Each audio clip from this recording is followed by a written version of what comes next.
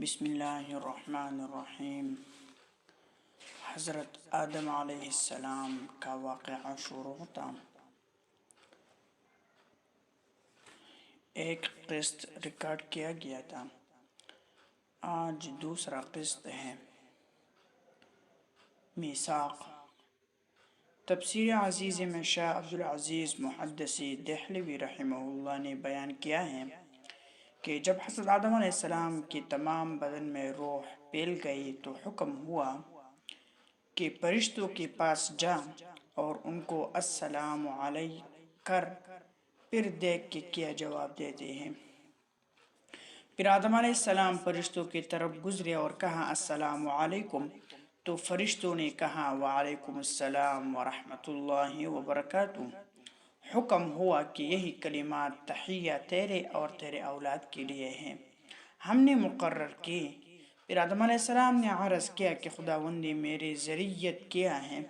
فرمایا کہ ذریت تیرے میرے ہاتھوں میں ہے، ان دونوں ہاتھوں میں سے جس کو تو چاہے اس میں سے پہلے تجھ کو دکھلاؤ۔ پھر آدم علیہ السلام نے عرض کیا کہ میں پہلے دایاں ہاتھ اختیار کرتا ہوں۔ پھر پروردگار عالم جل جلالہ نے اپنے قدرتی دائیں ہاتھ حضرت آدم علیہ السلام کی پشت پر پھیرا تو ان کی پشت سے جس قدر نیک بخت لوگ قیامت تک پیدا ہوں گے ان کی صورت حضرت آدم علیہ السلام کو دکھائی۔ پھر دوسرا ہاتھ حضرت آدم علیہ السلام کی پشت پر پھیرا تو بدبختوں کو نکالا اور حضرت آدم علیہ السلام کو دکھلائی۔ آدم علیہ السلام نے اپنے اولاد کی صورتیں دیکھیں، ان میں بڑا فرق نظر آیا، خوبصورت اور بدصورت تو نگر اور مفلس، لمبے قد، چھوٹے قد، اندھے، لولے وغیرہ وغیرہ۔ پھر اللہ تعالیٰ نے ان سے عہد لیا، لیکن حضرت عبداللہ بن عباس رضی اللہ عنہ نے جو بروایت قوی امام احمد و نسائی اور حاکم سے نقل کیا ہے کہ یہ عہد اور اقرار جب حضرت آدم علیہ السلام کو جنت سے زمین پر اتارا گیا تھا اس وقت لیا گیا تھا، اور مقام اقرار وادی نعمان ہے جو میدان عرفات کے نام سے مشہور ہے۔ واللہ اعلم بالصواب۔ اللہ تعالی جل جلالہ نے سب نیک اور بد کی روحوں کو آدم علیہ السلام کی پشت سے نکال کر وادی نعمان میں عہد و پیمان لیا۔ ارشاد فرمایا کہ بتاؤ میں تمہارا رب نہیں؟ سب روحیں کہنے لگی کیوں نہیں، ضرور ہمارا رب ہے۔ جیسا کہ پروردگار عالم جل جلالہ نے ارشاد فرمایا وَإِذْ أَخَذَ رَبُّكَ مِن بَنِي آدَمَ مِن ظُهُورِهِمْ ذُرِّيَّتَهُمْ وَأَشْهَدَهُمْ عَلَىٰ أَنفُسِهِمْ أَلَسْتُ بِرَبِّكُمْ قَالُوا بَلَىٰ شَهِدْنَا أَن تَقُولُوا يَوْمَ الْقِيَامَةِ إِنَّا كُنَّا عَنْ هَٰذَا غَافِلِينَ۔ اور جب آپ کے رب نے آدم علیہ السلام کی پشت سے ان کے اولاد کو نکالا اور ان سے انہی کو متعلق قرار لیا کہ میں تمہارا رب نہیں ہوں، سب نے جواب دیا کیوں نہیں، ہم سب گواہ ہیں، تاکہ تم لوگ قیامت کے روز یوں نہ کہنے لگو کہ ہم تو اس سے بے خبر تھے۔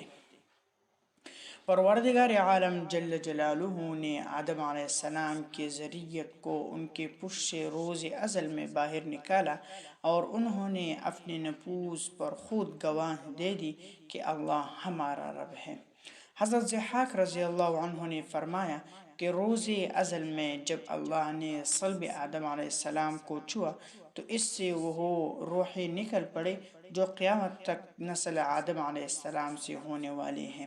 پھر ان سے وعدہ لیا گیا کہ عبادت صرف اللہ کی کریں گے اور کسی کو شریک نہ بنائیں گے، جب تک یہ اہل میثاق پیدا ہوتے جائیں گے قیامت نہ آئیں گے۔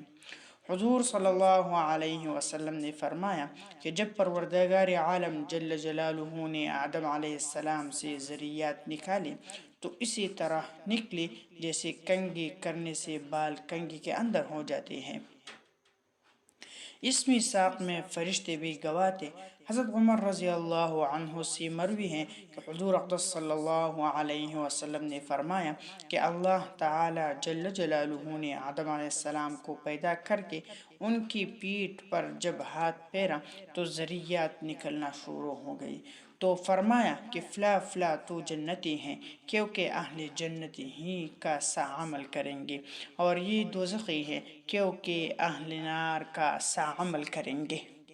کس نے دریافت کیا یا رسول اللہ صلی اللہ علیہ وسلم، جب وہاں طے ہو چکا ہے تو پھر عمل کرنے کی کیا ضرورت ہے؟ فرمایا اللہ کا وہی بندہ جنت کے لیے پیدا کیا گیا جس کے عمل جنتیوں کے ہوں گے، اور دوزخی وہی ہیں جو دوزخیوں کے کام کرے اور اس عمل پر قبل از توبہ دم توڑے۔ اور حضور صلی اللہ علیہ وسلم نے فرمایا کہ جب روح صلب آدم علیہ السلام سے ظاہر ہوئی تو ہر انسان کے ماتھے پر ایک روشنی چمک رہی تھی۔ تمام نسل کو آدم علیہ السلام کے سامنے پیش کیا۔ آدم علیہ السلام نے دریافت کیا کہ اے رب یہ کون ہے؟ فرمایا یہ تمہاری نسل ہے۔ ایک شخص کے چہرے پر بہت زیادہ روشنی تھی۔ آدم علیہ السلام نے دریافت کیا یا رب یہ کون ہے؟ فرمایا یہ داؤد علیہ السلام ہے۔ آدم علیہ السلام نے دریافت کیا کہ ان کی عمر کیا ہے؟ فرمایا 60 سال ہے۔ آدم علیہ السلام نے کہا اے رب میں نے اپنی عمر سے 40 سال اس کو دے دیے، لیکن جب آدم علیہ السلام کی عمر ختم ہوئی ملک الموت فرشتہ آیا تو آدم علیہ السلام نے کہا ابھی تو میرے عمر سے 40 سال باقی ہیں۔ جواب دیا کہ یہ 40 سال تو نے اپنے بیٹے داؤد کو نہیں دی؟ تو آدم علیہ السلام نے انکار کیا۔ یہی انکار کے خوان کی نسل میں پڑ گئی، کیونکہ آدم علیہ السلام بھول گئی تھی کہ یہی بھول چوک اب نسل میں بھی ہیں۔ آدم علیہ السلام نے اپنے ذریت دیکھی، اس میں بیمار، جزامی، برس والے، اندھا وغیرہ سب تھے۔ انبیاء علیہم السلام سراپا نور تھے۔ میثاق کے عہد پر آسمان اور زمین بے گواہ ہوئے تاکہ قیامت کے دن کچھ عذر نہ ہو۔ آدم علیہ السلام نے اپنے ذریت میں غنی، فقیر، خوبصورت، بدصورت سب دیکھے۔ میثاق کے وعدے اور قول، اقرار اور گواہی کو پروردگار عالم جل جلالہ نے حجر اسود میں امانت کر کے رکھ دیا تھا۔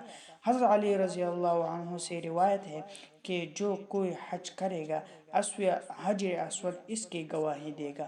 حضرت آدم علیہ السلام نے جب اپنی اولاد دیکھی تو عرض کیا کہ اے رب یہ دنیا میں کس طرح سمائیں گے؟ پروردگار عالم جل جلالہ نے فرمایا کسی کو زمین میں رکھوں گا یعنی مر جائیں گے، اور کسی کو ماؤں کی پیٹوں میں، اور کسی کو باپوں کی پشتوں میں رکھوں گا۔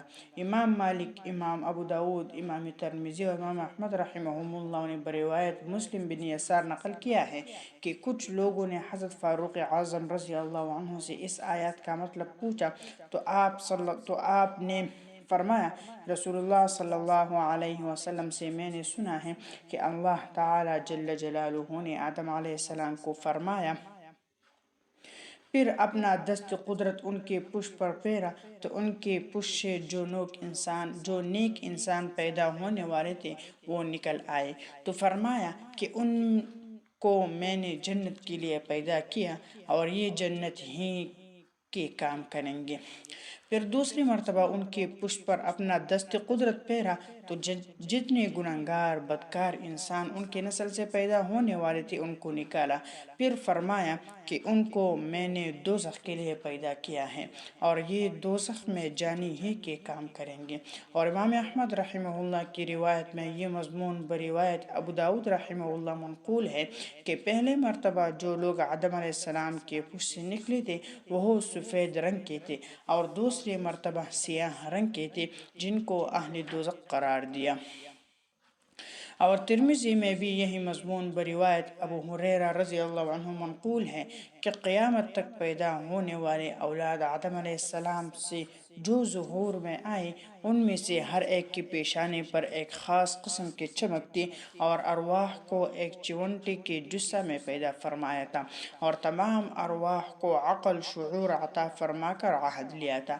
دراصل اسی اقرار نے ہر انسان کے دل میں معرفت حق کا ایک بیج ڈال دیا جو پرورش پا رہا ہے، چاہے اس کو خبر ہو یا نہ ہو، اور اسی بیج کے پھل پھول ہے کہ ہر انسان کی فطرت میں حق تعالیٰ کے صحبت و عظمت پائی جاتی ہیں، اور بعض اللہ تعالیٰ کے نیک بندے ہیں جن کو وہ اقرار یاد ہے، جیسا کہ حضرت ذوالنون مصری رحمہ اللہ نے فرمایا کہ یہ عہد و میثاق مجھے ایسا یاد ہے گویا کہ اس وقت سن رہا ہوں۔